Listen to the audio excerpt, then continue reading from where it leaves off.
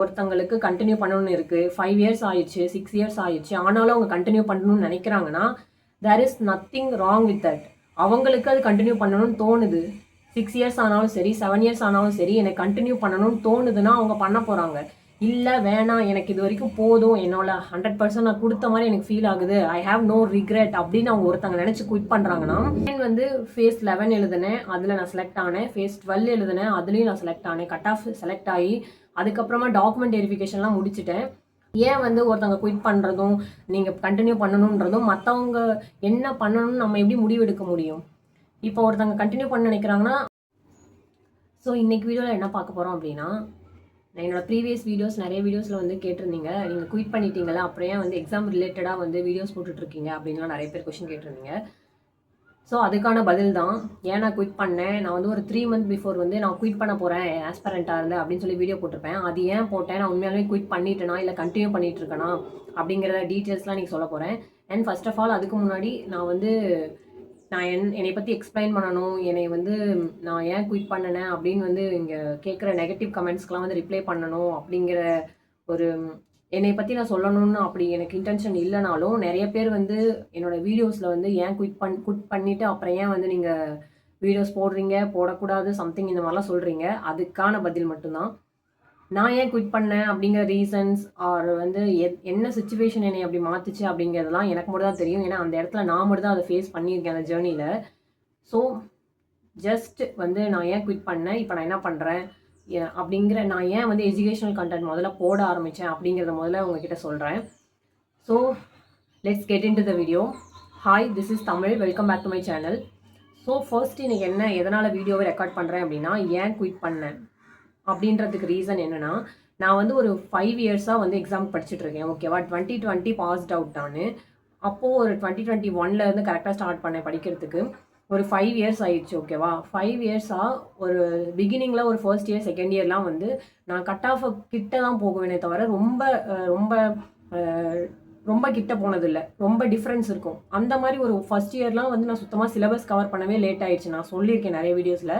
Second year வந்து என்னால் அந்த கிட்ட கூட போக முடியல. அப்போ எனக்கு தெரியும் நான் இன்னும் நல்லா ப்ராக்டிஸ் பண்ணணும், நான் இன்னும் என்னோட 100% கொடுக்கல அப்படின்ற ஒரு இது எனக்கே தெரியும். அதனால தான் என்னால் கிளியர் பண்ண முடியல, கட் ஆஃப் கிட்ட கூட போக முடியலன்னு எனக்கு முன்னாடியே தெரியும். ஆனால் எப்போ வந்து நான் வந்து அதுக்கப்புறம் நிறைய எஃபர்ட் போட்டு படிக்க ஆரம்பித்தேன்.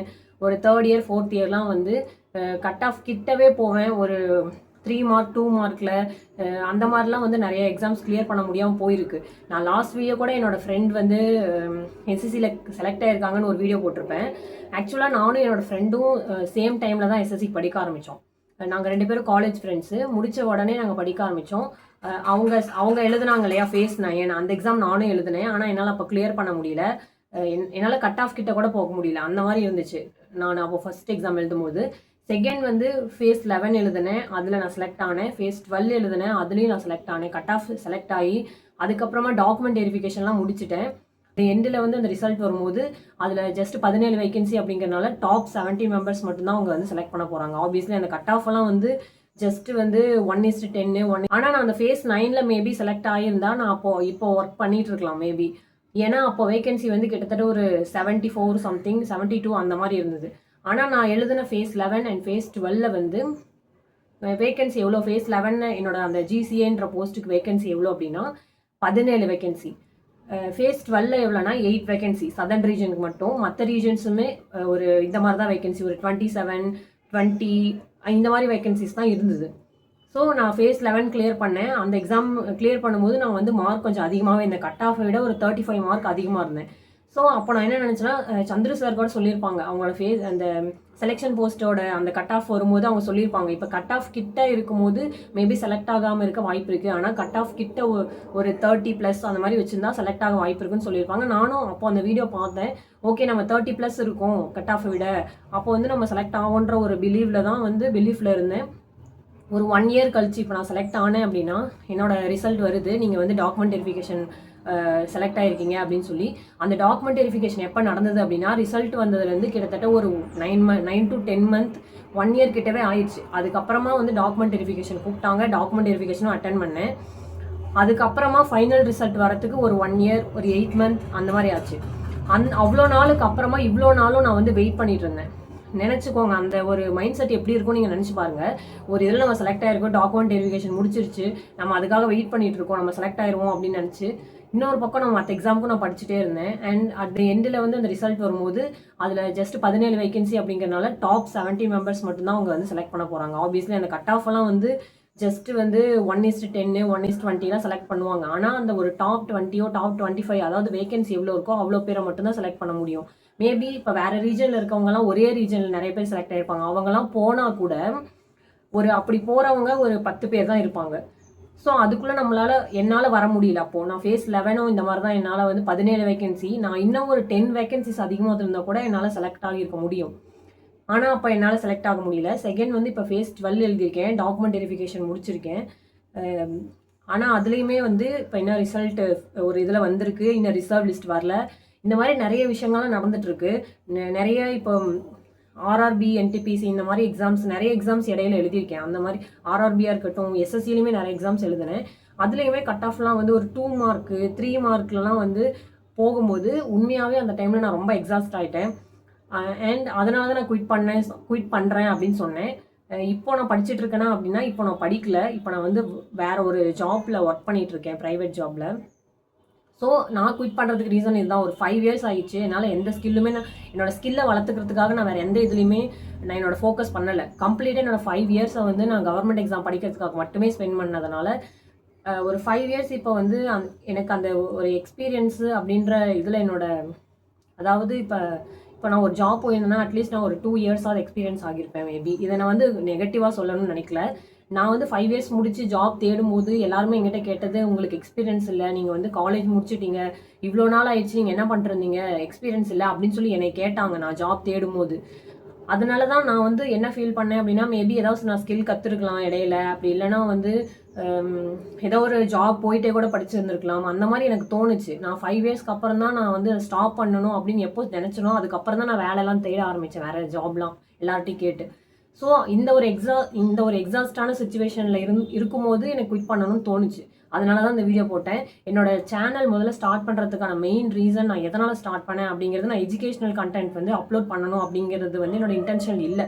நான் ஸ்டார்ட் பண்ணதுக்கான ரீசன் என்னென்னா, ஃபெயிலியர் ஷுட் பி நார்மலைஸ்ட். இதுதான் நீங்கள் என்னோட ஃபர்ஸ்ட் வீடியோ போய் பார்த்தீங்கன்னா கூட தெரியும், நான் இதுதான் போட்டிருப்பேன், ஃபெயிலியர் ஷுட் பி நார்மலைஸ்ட். நான் வந்து ஒரு 1.5 இயர்ஸ் கிட்ட எனக்கு மைண்ட் வந்து நான் முன்னவே குவிட் பண்ணி ஒரு 1 இயர் பிஃபோரே எனக்கு இந்த தாட்ஸ் வந்துருச்சு. ஏதோ ஒன்று வேறு ஏதாவது பண்ணணும், இதுலேயே இருக்க மாதிரியே இருக்கே அப்படின்னு சொல்லிட்டு நான் என்னோட மைண்ட் செட் வந்துருச்சு. ஆனாலும் என்னை நானே புஷ் பண்ணிக்கிட்டு தான், வேணாம் நம்ம வந்து இவ்வளோ தூரம் வந்துட்டோம், இன்னும் கொஞ்சம் தான் இருக்குது, கட் ஆஃப் கொஞ்சம் தான், இன்னும் ஒரு 1 மார்க் அந்த மாதிரிலாம் தான் போகுது அப்படின்னு என்னை நானே புஷ் பண்ணி தான் அகெயின் நெக்ஸ்ட்டு இயருமே இதுக்காக நான் ஸ்பெண்ட் பண்ண ஆரம்பித்தேன். ஆனால் அந்த எண்ட்லேயுமே அதே மாதிரி அகெயின் நடக்கும்போது எனக்கு என்ன பண்ணுறதுன்னு தெரில, ஒரு மாதிரி எக்ஸாஸ்ட் ஆகிட்டு, அதனால தான் நான் அந்த குயிட் பண்ணணும்னு நினச்சேன். அண்ட் அதுக்கப்புறமா நான் ஏதோ ஒரு ஜேர்னியில் நிறைய லேர்ன் பண்ணியிருக்கேன். அந்த ஒரு 2 மார்க் 1 மார்க்கில் தான் வந்து என்னோடய சக்ஸஸ் வந்து முடிவாகும் அப்படின்னா எனக்கு வந்து தெரியல. நான் அப்போ வந்து எனக்கு ஃபெயிலியராக எனக்கு ஃபீல் பண்ணலை. நான் ஒரு ஃபெயிலியர் அப்படின்னு எனக்கு மைண்டில் தோணலை. ஸோ அதனால தான் நான் வந்து ஃபெயிலியர் ஷுட் பி நார்மலைஸ்ட் அப்படின்ற அந்த ஒரு மைண்ட் செட்டில் தான் வந்து நான் சேனலே ஆரம்பித்தேன். எனக்கு அப்போது அது மட்டும் தான் எனக்கு தோணிட்டு இருந்தது. நான் எக்ஸாம் ரிலேட்டடாக கண்டென்ட் அப்லோட் பண்ணணும்னு எனக்கு இன்டென்ஷன் இல்லை. அப்போது நான் வந்து அதுக்கப்புறமா அந்த ஒரு குவிட் பண்ணுறேன்னு அந்த வீடியோ போட்டதுக்கப்புறம் நிறைய பேர் வந்து என்ன படிச்சிங்க, எப்படி படிக்கணும், ஸ்ட்ராட்டஜிஸ் இந்த மாதிரிலாம் நிறைய கேட்டிருந்தாங்க. அதனால தான் நான் வந்து இந்த வீடியோஸ்லாம் அப்லோட் பண்ணவே ஆரம்பித்தேன். அண்ட் அதுக்கு முன்னாடி இப்போ நான் வந்து குவிட் பண்ணுறேன் அப்படின்னு நான் சொல்கிறேன்றதுக்காக, இப்போ இல்லை என்னால் முடியல அப்படின்றதுக்காக இப்போ பார்க்குற எல்லாராலையுமே முடியாதுன்னு இல்லை, ஓகேவா? இப்போ நான் சொல்கிற இன்ஃபர்மேஷனை வச்சு நிறைய பேர் படித்து பாஸ் ஆக கூட வாய்ப்பு இருக்குது. என்னால் வந்து ஒரு 5 இயர்ஸாக நான் ஸ்பெண்ட் பண்ணேன். இப்போ நீங்கள் வந்து நிறைய இயர்ஸ் படிக்கிறவங்கலாம் கேட்டு பாருங்கள், ஒரு 3 இயர்ஸ் அந்த மாதிரி படிக்கும்போது கொஞ்சம் நார்மலாக இருக்கும். அதுக்கும் மேலே நீங்கள் அதுவே கண்டினியூ பண்ணி படிக்கும்போது உங்களுக்கே மென்டலாக கொஞ்சம் ப்ரெஷர் தெரியும். அந்த ஒரு ப்ரெஷர் தெரிஞ்சதுனால தான் மேபி நான் வந்து இதை ஷேர் பண்ணால் நீங்கள் முன்னாடியே கூட நீங்கள் பாஸ் ஆகலாம். அதுவும் இல்லாமல் நான் ஸ்டார்டிங்கில் வந்து எக்ஸாம் படிக்க வரும்போது நான் நிறைய வீடியோவில் சொல்லியிருப்பேன், எனக்கு இந்த இன்ஃபர்மேஷன்லாம் சொல்கிறதுக்கும் எப்படி படிக்கணும்னு ஸ்ட்ராட்டஜிலாம் சொல்கிறதுக்கும் நிறைய பேர் இல்லை. என் கூடவும் படிக்கிறவங்களாம் இல்லை. நான் இன்ஸ்டியூட்லாம் எதுவுமே போகலை. இன்ஸ்டியூட் போகிறவங்களும் எனக்கு அவ்வளோவா தெரியாது. எனக்கு அந்த மாதிரி எந்த கைடன்ஸ் கொடுக்கவே ஆள் இல்லாமல் தான் நான் இவ்வளோ நாள் ஆயிடுச்சு. மேபி இப்போ நிறைய பேர் கேட்குறாங்க, இந்த மாதிரி எப்படி படிக்கணுன்றதே தெரியாமல் நிறைய பேர் இருக்காங்க. ஸோ இப்போ எனக்கு வந்து ஒரு 5 இயர்ஸில் அட்லீஸ்ட் நான் கொஞ்சமாக லேர்ன் பண்ணியிருக்கேன். நான் ரொம்ப பெரிய ஆள், எனக்கு எல்லாமே தெரியும் அப்படின்லாம் நான் சொல்லவே இல்லை. ஜஸ்ட் எனக்கு தெரிஞ்ச இன்ஃபர்மேஷன் வந்து நான் இவ்வளோ நாளாக கற்றுக்கிட்டதை நான் ஷேர் பண்ணணும்னு நினைக்கிறேன், அவ்வளோதான். இப்போ உங்களுக்கு பார்க்கணும், இது ஏதோ ஒரு விஷயத்த வந்து தெரிஞ்சுக்கணும், படிக்க போகிறீங்க அப்படின்னா நீங்கள் தெரிஞ்சுக்கணுன்னா பார்க்கலாம். If you don't want to watch, நீங்கள் பார்க்க வேணாம். இப்போ யாருக்கெல்லாம் ஒரு ஹெல்ப்ஃபுல்லாக இருக்கும், அந்த இன்ஃபர்மேஷன் தேவை அப்படின்னு நினைக்கிறவங்களும் அவங்க பார்க்கலாம். மற்றவங்க உங்களுக்கு விருப்பம் இல்லை அப்படின்னா நீங்கள் ஸ்கிப் பண்ணிக்கலாம். ஸோ நான் வந்து இப்போ நான் குவிட் பண்ணிட்டேன், என்னால் அது வந்து மேபி இது மாதிரி ஃபியூ மார்க்னால கிளியர் பண்ண முடியலன்றதுக்காக எல்லாராலையுமே அப்படி வந்து முடியாதுன்னு அப்படின்னு நான் சொல்ல வரல. அதனால தான் வந்து நான் இந்த மாதிரி ஸ்ட்ராட்டஜி வீடியோஸு, எப்படி படிக்கணும், நான் எப்படி படித்தேன் அப்படிங்கிற வீடியோஸ்லாம் நான் போட்டுட்ருக்கேன். ஸோ அந்த இன்ஃபர்மேஷன் வந்து இது கூட தெரியாமல் இருப்பாங்கள்ல, பிகினிங்கில் இருப்பாங்கள்ல, என்ன படிக்கணும்னு தெரியாமல், அவங்களுக்குலாம் இது ஹெல்ப்ஃபுல்லாக இருக்கும். ஸோ இதுதான் மெயின் ரீசன் நான் வந்து இந்த எஜுகேஷனல் கண்டென்ட் அப்லோட் பண்ணுறதுக்கு அண்ட் நான் குவிட் பண்ணுறதுக்கு சொன்னதுக்குமே ரீசன் இதுதான். ஸோ அண்ட் இப்போ வந்து ஒருத்தங்க குவிட் பண்ணணும்னு நினைக்கிறாங்க, ஒருத்தங்க கண்டினியூ பண்ணணும்னு நினைக்கிறாங்கன்னா அது அவங்களோட பர்சனல் சாய்ஸ். இப்போ வந்து ஒருத்தங்களுக்கு கண்டினியூ பண்ணணும்னு இருக்குது, 5 இயர்ஸ் ஆயிடுச்சு, 6 இயர்ஸ் ஆயிடுச்சு, ஆனாலும் அவங்க கண்டினியூ பண்ணணும்னு நினைக்கிறாங்கன்னா there is nothing wrong with that. அவங்களுக்கு அது கண்டினியூ பண்ணணும்னு தோணுது. 6 இயர்ஸ் ஆனாலும் சரி, 7 இயர்ஸ் ஆனாலும் சரி, எனக்கு கண்டினியூ பண்ணணும்னு தோணுதுன்னா அவங்க பண்ண போகிறாங்க. இல்லை வேணாம், எனக்கு இது வரைக்கும் போதும், என்னோட 100% நான் கொடுத்த மாதிரி எனக்கு ஃபீல் ஆகுது, ஐ ஹாவ் நோ ரிக்ரெட் அப்படின்னு அவங்க ஒருத்தங்க நினச்சி குவிட் பண்ணுறாங்கன்னா அதுவும் அவங்களோட பர்சனல் சாய்ஸ் தான். ஏன் வந்து ஒருத்தவங்க குவிட் பண்ணுறதும் நீங்கள் கண்டினியூ பண்ணணுன்றதும் மற்றவங்க என்ன பண்ணணும்னு நம்ம எப்படி முடிவெடுக்க முடியும்? இப்போ ஒருத்தங்க கண்டினியூ பண்ண நினைக்கிறாங்கன்னா அதுவும் ரைட்டு தான். ஒருத்தங்க குவிட் பண்ண நினைக்கிறாங்கன்னா அது அவங்களோட பர்சனல் சாய்ஸ். இப்போ அது ரெண்டோட எஃபெக்டோ அதனுடைய ரிசல்ட்டோ அந்த ஒரு பர்டிகுலர் பர்சன் தான் வந்து ஃபேஸ் பண்ண போகிறாங்க. அதனால நீங்கள் குவிட் பண்ணுங்கள், நீங்கள் கண்டினியூ பண்ணுங்கள் அப்படின்றது சொல்கிறது என்னோட இது கிடையாது. நான் என்ன பண்ணேன்னு அப்படிங்கிறத மட்டும் ஷேர் பண்ணுறேன். இது வந்து உங்களை டிமோட்டிவேட் பண்ணணும் அப்படின்லாம் இல்லை. உடனே வந்து யாராவது இந்த மாதிரி பேசினா டிமோட்டிவேட் பண்ணுறீங்க அப்படின்றவங்க அப்படிலாம் எதுவுமே கிடையாது. உங்களோட சாய்ஸ் தான். உங்களுக்கு கண்டினியூ பண்ணணும்னு இருந்தால் டெஃபினட்டாக பண்ணலாம். நீங்கள் முடியும், கண்டிப்பாக என்னால் சக்ஸஸ் ஆக முடியும் அப்படின்னு நீங்கள் ஷுவராக நம்புறீங்கன்னா டெஃபினட்டாக நீங்கள் பண்ணலாம். அதில் எதுவுமே தப்பு கிடையாது. நீங்கள் குவிட் பண்ணணும்னு நினைக்கிறனாலும் அதுவும் தப்பு கிடையாது. ஏன்னா அது அவங்களோட பர்சனல் சாய்ஸ். அவங்க எவ்வளோ எக்ஸாஸ்ட் ஆகிருப்பாங்க, அவங்களோட லைஃப்பில் என்னென்னலாம் ஃபேஸ் பண்ணியிருப்பாங்க அந்த ஜேர்னிலன்றது அந்த ஒரு இண்டிவிஜுவலுக்கு மட்டும்தான் தெரியும்.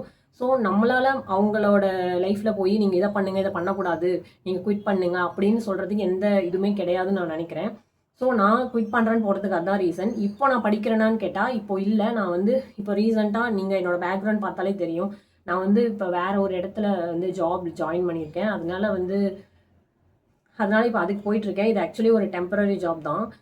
இந்த ஜாப் முடிஞ்சதுக்கப்புறமா அகெயின் வேறு ஒரு ஜாப் ஏதாவது கிடைக்குமா நான் தேடிட்டுருக்கேன். இது ஒரு டெம்பரரி ஜாப் தான்.